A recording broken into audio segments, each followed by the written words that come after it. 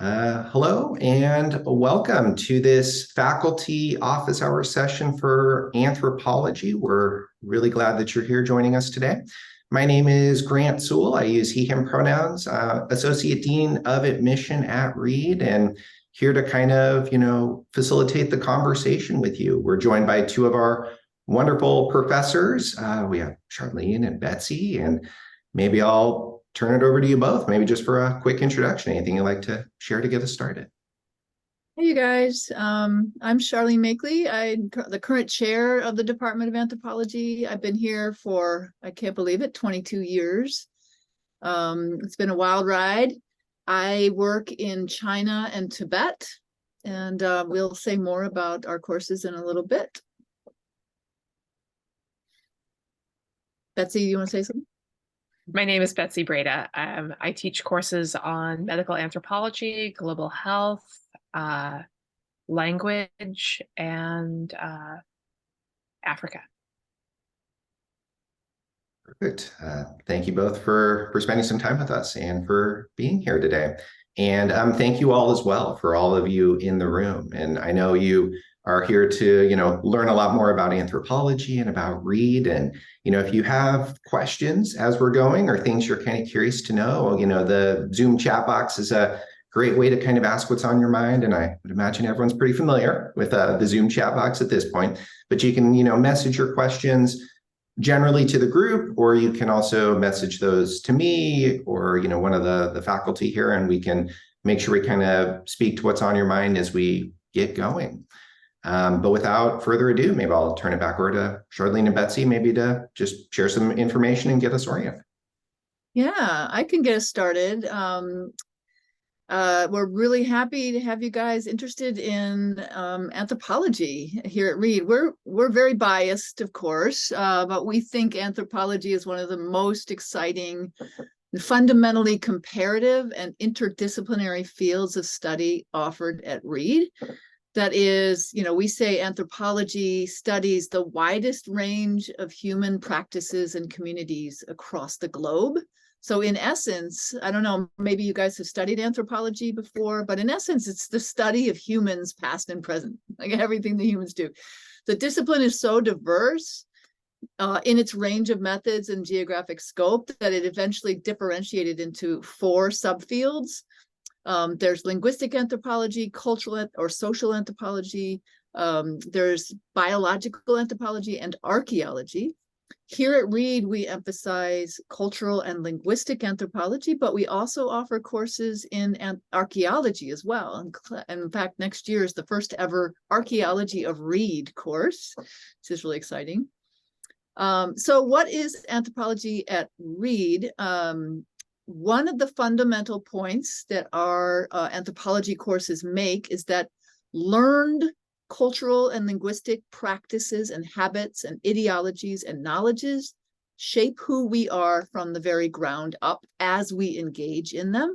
So our courses emphasize the dynamics of practice and performance in people's everyday lives. So in contrast to how anthropology can be represented in the popular media, like where many assume that anthropology is the search for the primitive other in remote places, anthros insist that these learned cultural and linguistic ways of being and communicating shape all humans and all worlds that we live in, including ourselves.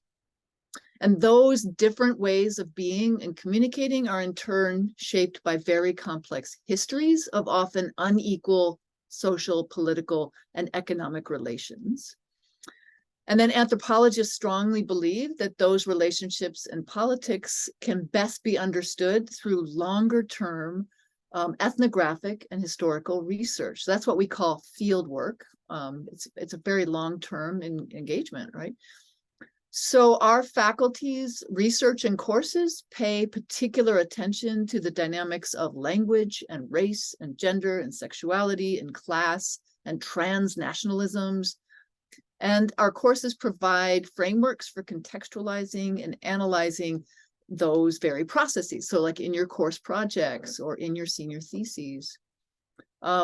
We also think that these methods can be applied to humans in any situation, past and present. So there are economic anthropologists, there are political anthropologists, there are environmental anthropologists, there are medical anthropologists like Betsey right here. We have legal anthropologists in addition to linguistic anthropologists like myself. All of those subfields or specialties are represented in our department, which is fabulous. Another thing is that anthropology coursework can pair well with pretty much anything you choose to take at Reed. And there are possibilities for interdisciplinary majors with anthropology, including the International Comparative Policy Studies major, ICPS, and the Comparative Race and Ethnicity Studies major, or CRES. Our department also offers 2 formal concentrations within our anthropology major.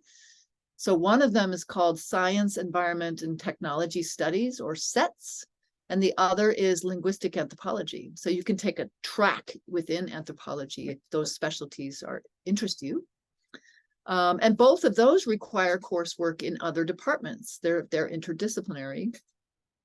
There are also anthropology concentrations within the majors of other departments in the school, like linguistics and biology and psychology.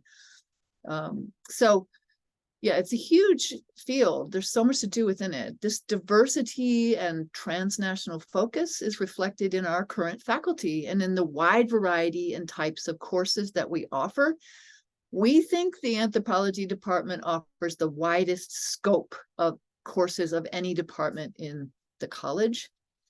All of our faculties, we've got 6 faculty, pretty big anthropology department, actually. All of our faculty's courses are directly informed by our own ongoing research. And we all teach 3 kinds of courses. We teach area or region-based courses because we all focus on a particular part of the world. So I focus on China and Tibet. We also teach topic courses, like I teach gender and sexuality courses, or economic anthropology courses, or media courses. We also teach theory and methodology courses. So, genealogies of frameworks of approaches to thinking about human politics and practices. So there's such a wide range of courses to choose from. We have 6 faculty. I teach in China and Tibet. I also am an economic and linguistic anthropologist. I think about globalization and gender. I have a course called The Anthropology of Global Tibet. I teach on linguistic anthropology, a course called Language, Culture, Power. I have a course called The Anthropology of Globalization. So I think, I have like more, regional courses where we think in really kind of micro ways, and I have really big kind of macro scope courses as well. Paul Silverstein teaches in Morocco and like Northern Africa and Europe.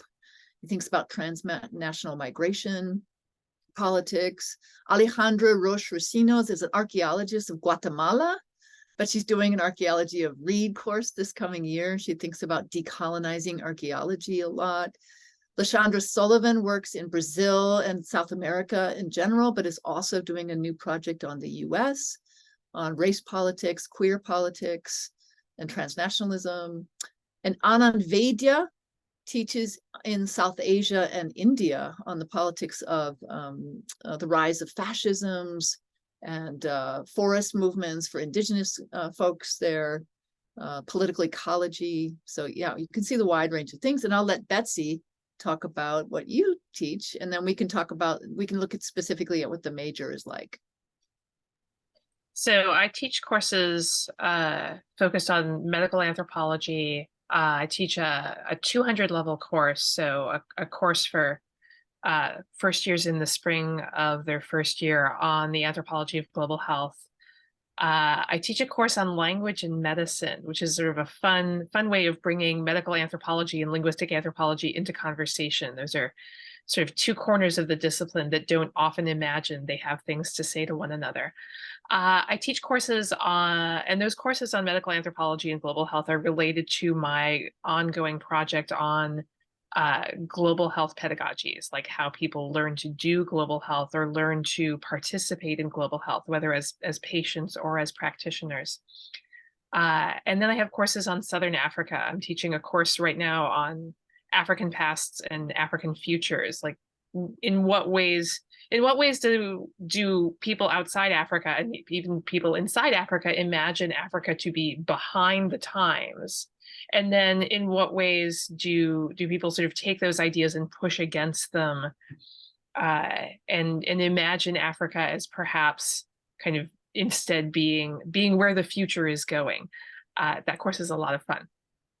And I teach an upper level course on the anthropology of suffering, which is sort of a way of asking how it is that in the subdiscipline of medical anthropology, suffering came to be kind of the paramount object of study for a lot of medical anthropologists at a particular moment in the early 21st century.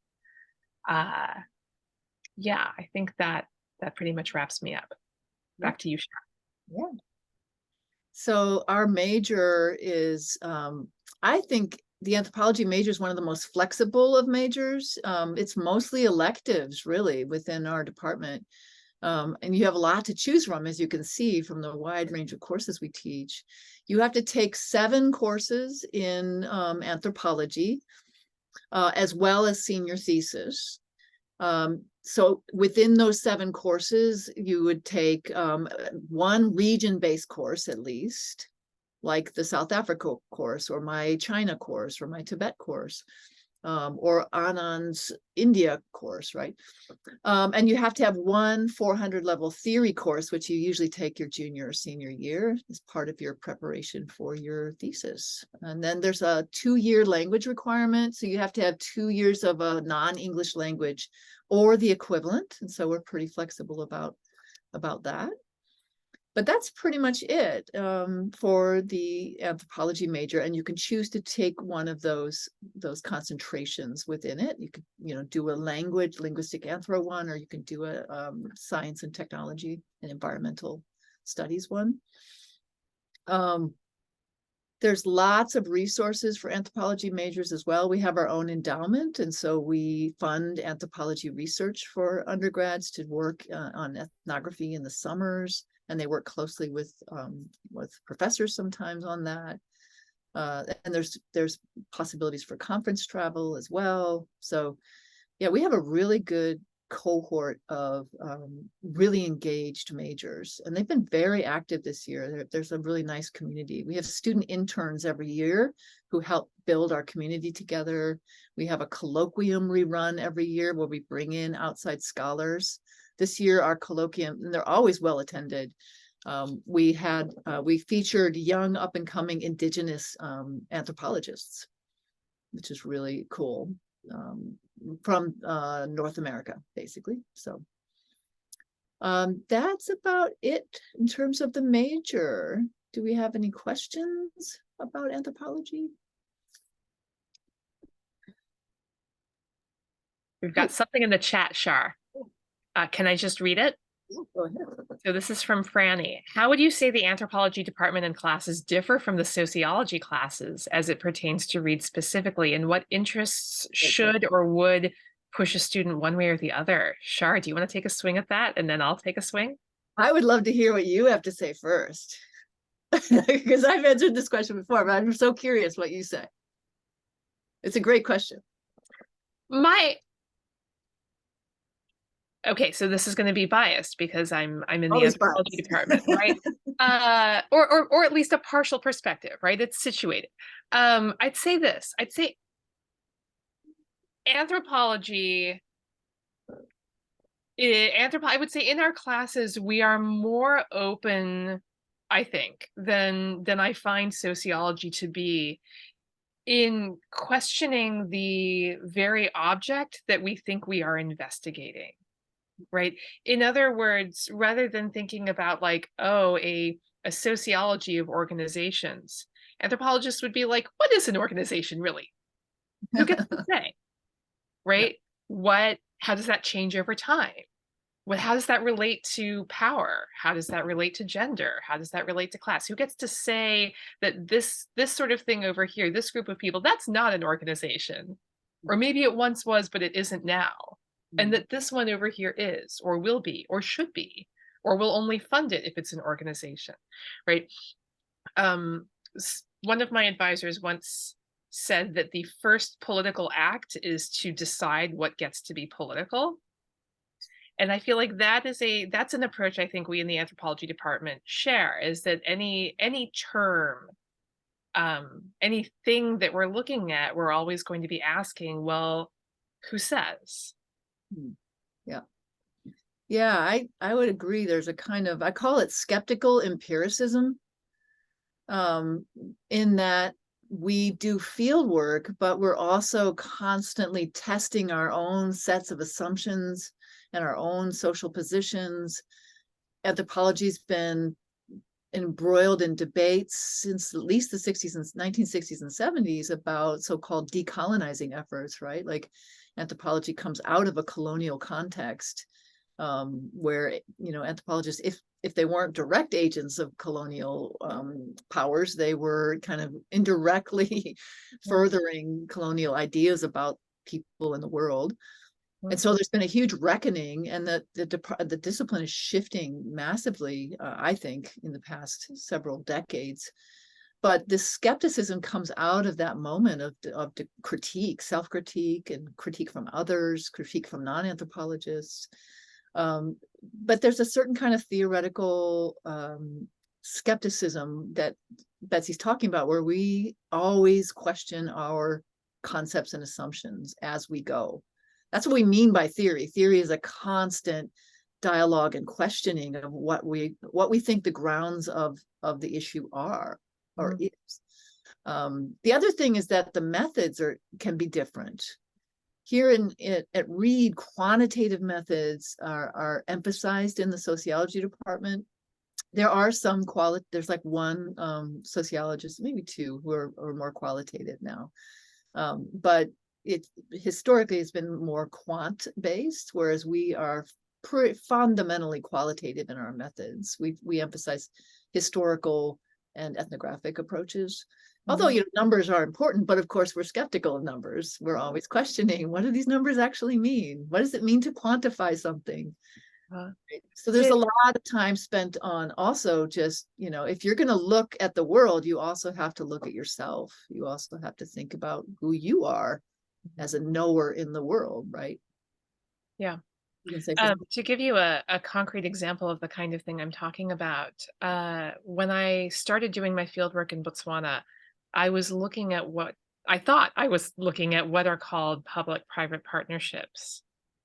But the same group of people doing the same kind of thing could look to one group of people like an NGO, and look to another group of people like the state. And you're like, those are really different perspectives, right? So before we jump into sort of a sociology of the state or a sociology of NGOs, I'm having to sort of figure out how the same thing in the world could look so radically different to two different groups of people. Yeah. And I received a question as well, and the question was kind of hearing you both, you know, talk about some of the different areas of specialty that you have, and you know, some of the other faculty have. You know, where have you seen your graduates go? Like, you know, any particular like destinations or areas of impact? I think they were kind of curious to know a little bit more about that. Yeah, we for about over a decade now, if not more, we've been hosting every other year. We host alumni panels, so we bring alums, anthro majors back, and we bring people back who've been in all sorts of fields to show just the wide range of things that people have done since their anthropology major. But we've had people in from community organizing to solar and wind power conservation efforts. We have people in law, you know, what else, Betsey? there's such a wide variety of things, but all of them say that their anthropology training helped them massively in their fields, that they in ways that they had not anticipated. So we wanted to focus on, in these panels, we focus on like non-graduate school kind of academic careers, but there's also maybe about, I don't know, what is it? A smaller percentage of people go on to do PhDs in anthropology, but that, that is changing over time. Fewer people are going on to graduate school, at least directly from college, but that's for sure. We've had people in media production of one kind or another, people go into publishing, people go into filmmaking, content creation of one kind or another. Let's see. I've had some people go into teaching. Let's see. And then we've had some students, I'm thinking about the seniors I have right now. One is going into a Master's of Communication program. It's like communication and public, it's a communication degree in a public policy school. So somebody who's interested in sort of managing public relations. In some ways, I think that anthropology is a perfect major for that kind of career, because the skill that she's bringing to it is the capacity to view the world from very different perspectives in ways that might not entirely overlap, but that she can sort of engage even in sort of all of their differences, right? So thinking about how to communicate among very different constituencies, that's something where anthropology can help. Another one of my students has a Fulbright fellowship to be a English language assistant teacher in Spain. And at least for some of our students, I feel like for whom study abroad maybe was less possible during the years of the pandemic, that's something they're really interested in doing now. And so I'm really excited for her. She's going to be in the Canary Islands, and I am jealous. Yeah, and we strongly support study abroad for students, right? And more and more students are doing that. And we have a really vital study abroad program right now. I mean, office right now. And there's new programs that are coming available to students. So we strongly support that for especially junior years, when people tend to go either for a semester or now for a full year now. Yeah, for a full year. We've got one, let's see, I have at least one advisee in Paris for the year. I think there's another anthropology junior who's in Argentina for the year. Another one's going to Australia to work theology digs there for the year. So yeah, that's a new one, but so these things are opening up. And I know you both mentioned, some of the work, some of the destinations your seniors are going, but I know that kind of led me to the question about like senior thesis works you've seen. And I didn't know if you might be able to share some of the works that you've seen some of your students do. Yeah, let me look here. We have in art, we have, we have a lot of majors, and then faculty will nominate theses for what we call exemplary theses every year.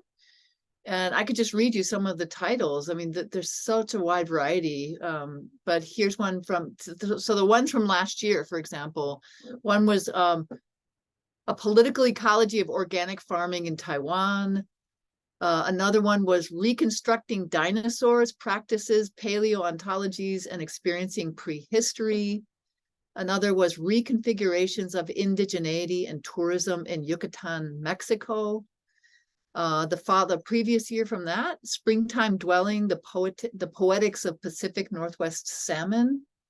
And judicial flogging in Botswana, the sociality, language, and phenomenology of chiefly punishment.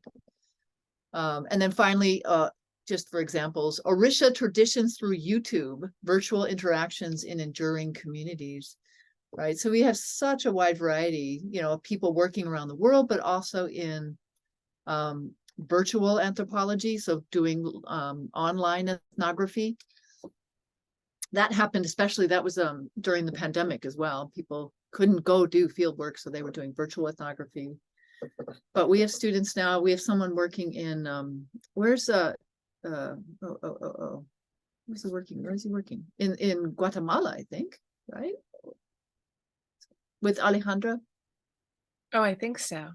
I think so. I'm sorry. I'm thinking about a student of mine who is writing her thesis on ecotourism and scuba diving in the Dutch Caribbean.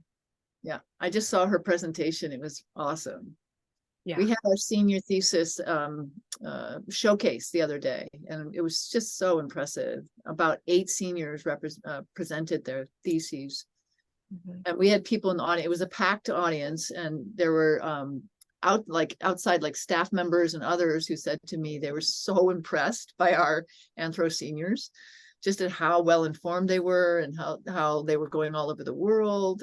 It was so amazing to see.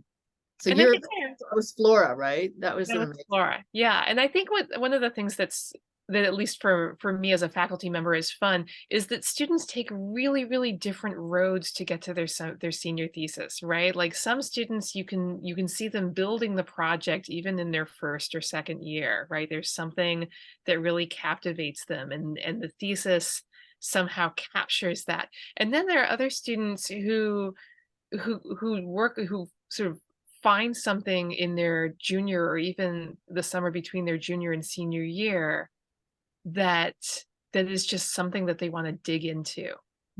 And the nice thing about having the summer research funds and the summer internship opportunities that anthropology majors have is they get a chance to kind of explore a little bit different ideas that interest them, different places that interest them. So that by the time they get to that senior thesis, it's something they're ready to commit to. Yeah, so senior thesis ideas often come out of a course they've taken or a study abroad experience, a travel experience. Sometimes it's very close to home for them, and sometimes it's very, very different from how they themselves grew up, you know. Such a wide variety of experiences of the thesis. But I've often had students exclaim that they never imagined that they would have ended up doing what they're doing their senior year. Yeah. And it is a pretty amazing learning curve. Like learning to sort of conceptualize their own research project, right? Like we're there as advisors, but we are not directing. We really are advising and supporting and encouraging. So there's something I think for me really valuable in students finishing their time at Reed having authored their first, maybe their only, but maybe also only their first multi-chapter text, right? Something that's bigger than just a final paper for a course, something that has multiple chapters and has been made to hang together. Yeah, I really saw that in the senior thesis showcase the other day, of a real sense of ownership of their own research, their own selves. The presentations were just so professional. I was like, I'd hire all these people. Like, oh my God. Right. And I think something I think we've seen maybe more of over the past couple of years is kind of a camaraderie among the thesising seniors. Right. And I love that.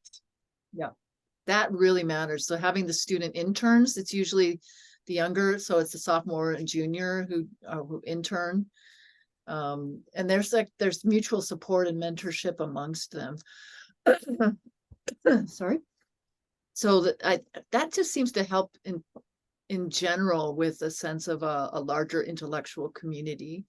And we build that too in our colloquiums, where we have these talks that we bring people in for every 3 weeks or so over the course of the year. And it's just a great way for people to see what else is happening out there and to bond over the topics that are at hand. We usually have a theme for the colloquiums. So yeah, it was really nice to see that culmination at the showcase the other day. Packed, standing room only audience, because students' friends come to support them. And we needed a bigger room, basically. Yeah, I believe that. I mean, students and faculty want to know what students are doing. They may know what the topic is, but they don't know kind of what the heart of the thesis is. And at this point in the year, right, it's almost like it's all there. It was fun to see them teach other people too, like students in the position of teaching, like Yeah. because their friends didn't know or about these topics or the issues, and they were like jaws dropping, like, oh my Yeah. God, I had no idea, My students working on AI, the rise of AI, because I teach about media studies, and the whole Chat GPT thing, but she's an artist and a photographer. And she's thinking about these AI image issues, right? The AI generated image world. And that got her into the rabbit hole of what is AI, what are algorithms, and all the discourses and moral panics around it. And I saw jaws dropping in the audience because there's just That's awesome. to even like think that you could understand this stuff. It was amazing that she took that on. She's not a computer science major at all, but we anthropologists we'll take on anything, like, If humans do it, we're there. it's relevant, you No, could but be an anthropologist of computer science, basically. Yeah. You're making me think of a way that I've been talking to my thesis advisees about their upcoming orals boards, right? Where they have to talk about their thesis to a panel of 4 faculty. I'm like, this is just like leading conference, but the text is your thesis, right? And it does sort of, I think, help them think about themselves as teachers. Yeah. Just take ownership of your own work, but also, in my thesis advising, I do a lot of work around owning your own voice as a person speaking in the world and commenting on and critiquing what's happening. People can feel very shy about coming forward and taking a stand on something. In Anthro, we take strong stands and we own our positions, right? We say who we are, where we're coming from. Yeah. We expect to be out there critiquing. Yeah. So critiquing, but never the view from nowhere. Right. It's always the view from somewhere. Yeah. So it's fun to see students take that trajectory and become more confident in, oh, right, I know some things and I can actually have a credible voice in this cacophony of media kind of discussions and noises. Yeah. And one built on something, right? Built on data, built on an argument. Yeah. I wonder if our attendees have any other questions that they'd like to either say or type. No, we're just riffing here. We're going on. And I'm running out of battery life, so I'm going to duck down for a minute and get my power cord. Any other questions for us about anthropology?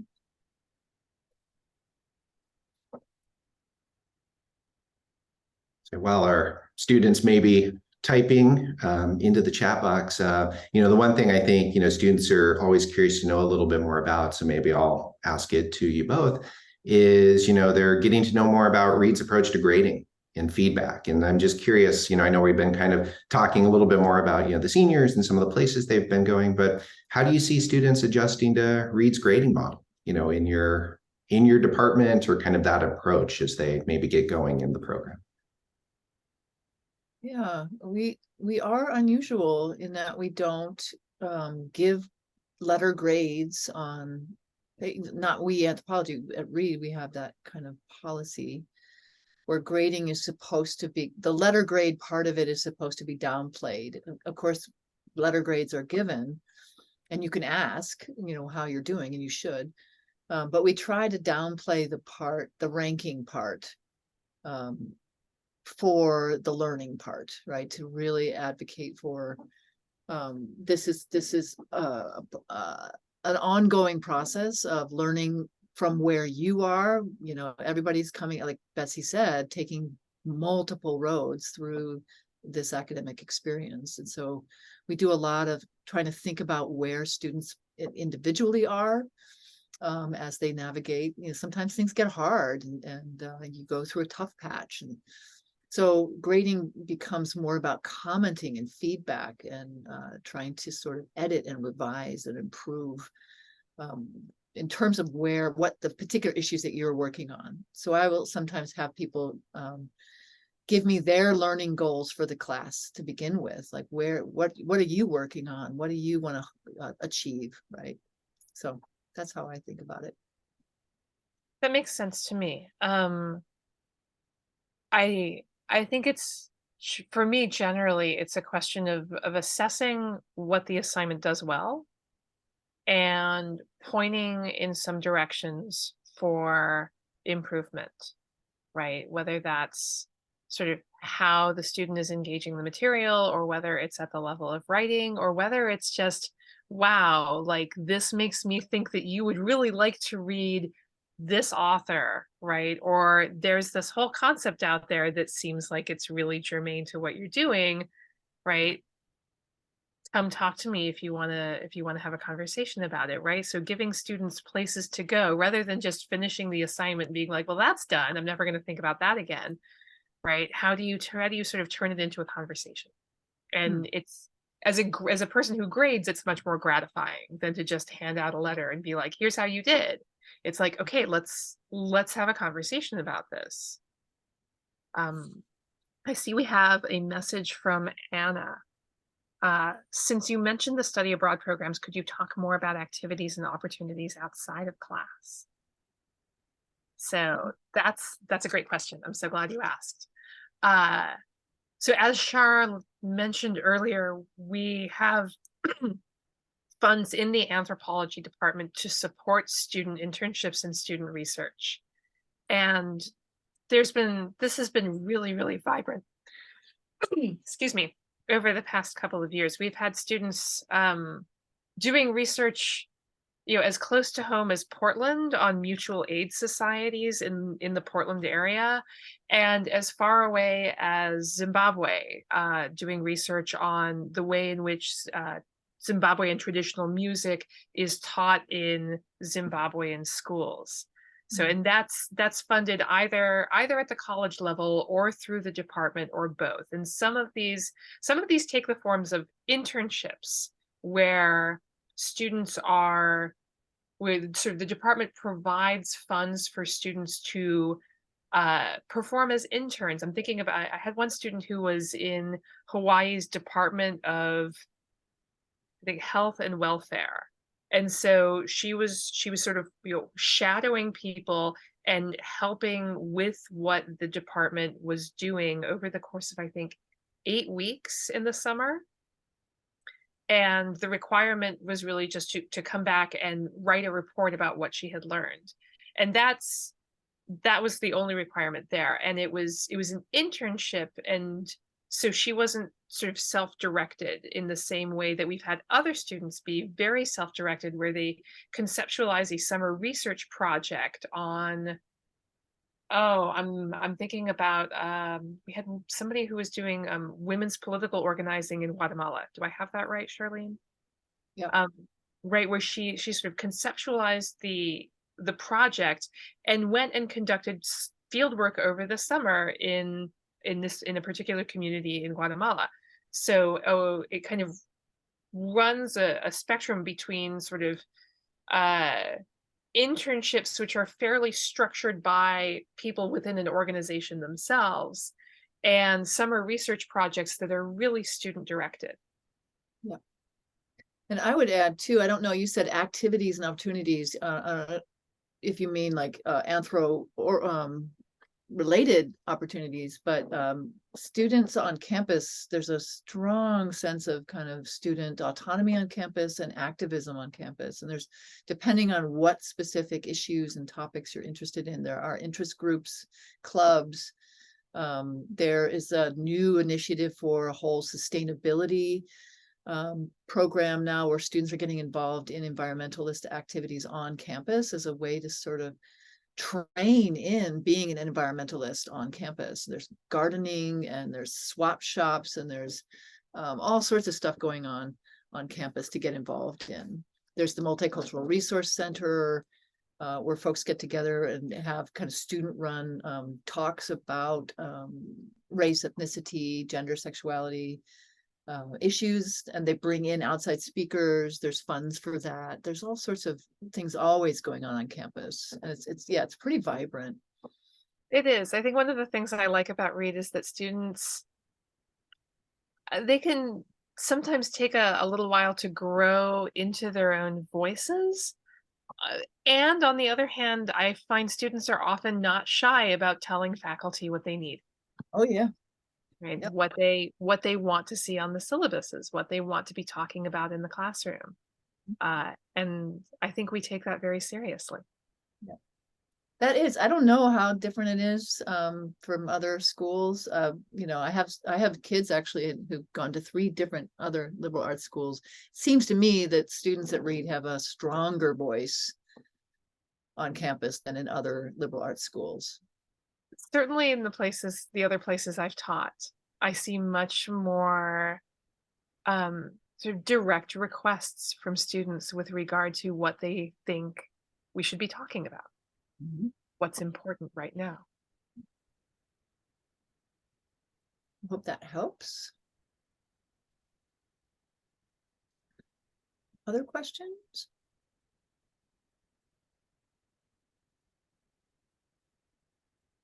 You're welcome.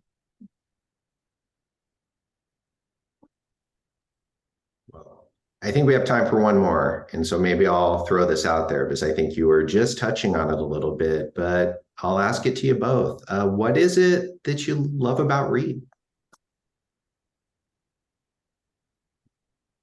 I love the vibrant intellectual culture and community, and especially in our department. And you know, we've built that over time, and it's an intellectual home for a wide variety of folks. I love that. That's where joy is for me. Yeah. I agree with that. I think there are 2 things that I love most about Reed, and I can't pick one, so I'm going to do both. One is that Reedies are not afraid to tackle tough work. They're not afraid of complex ideas. That's kind of what I mean.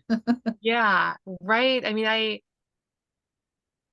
I have colleagues at other schools who I feel like find themselves having to kind of soften Yeah. or dial down the ideas or texts or concepts that they introduce to their students and sort of pad what they ask of them, right? Or sort of be a little cautious in what they ask of students. I feel like at Reed, students are not afraid to be challenged. Yeah. And that's a wonderful, wonderful, wonderful, wonderful thing, right? Yeah. And then the second thing that I love about Reed is I think that Reed is a really wonderful place for polymaths. Reed is the kind of place where I would have an economics major in my intro to anthropology class who would also who I found when I went on a tour of the nuclear reactor, like out there banging away on the control rods with a wrench. That's probably not what she was doing, but that's what it looked like to me. And I'm like, that's Mitzi. She's an econ major. She's an intro to anthropology, and she's working on the nuclear reactor. And that is all okay. You don't have these sort of silos of like, physics majors over here and art majors over there, and like they can't talk to each other, right? I feel like Reed is a place that says, no, you can have both of those things. Mm-hmm. You can have all of those parts of yourself. Yep. Yeah, I have colleagues who are amazed at what we can teach here at Reed. And colleagues in anthropology, when we go to our meetings and conferences, and they're like, you have that on your syllabus? How can you, those are graduate level things. They just can't believe people, they teach with textbooks. We don't, we do not use textbooks. Those big old thick cardboard things. No, we teach scholarly articles and books. So they're like, oh my God, your syllabi are so amazing. But for me, that we get to keep learning through that with our students. Right? We're never teaching the same thing every single year. No, I mean, especially if I'm teaching a new class or I'm teaching something where I've added a lot of new material, it's getting into it with my students, and that's a lot of fun. Yep. That's the joy. Right there. That's a good question. Thanks for that question. Yeah, thank you both for sharing more on that particular one. And with that, I want to offer a tremendous thank you to Charlene and to Betsey for spending some time with us today, sharing more about some of the work they do, the work that their students do, and the work that happens at Reed. And I want to thank you all as well for your time and your great questions and your engagement. And there'll be other opportunities to continue to get to know more about Reed. I know we have more faculty office hours coming up for English, Humanities 110. There'll be a conversation with the president next week. So if you want to hear more directly from the president of Reed, that could be a good session to attend. Feel free to reach out to us at admission@reed.edu. And I just want to say thank you all so much again, and I hope you have a great rest of the day. Yeah, hope we see you all in our classes sometime. Have a Here's good hoping. bye.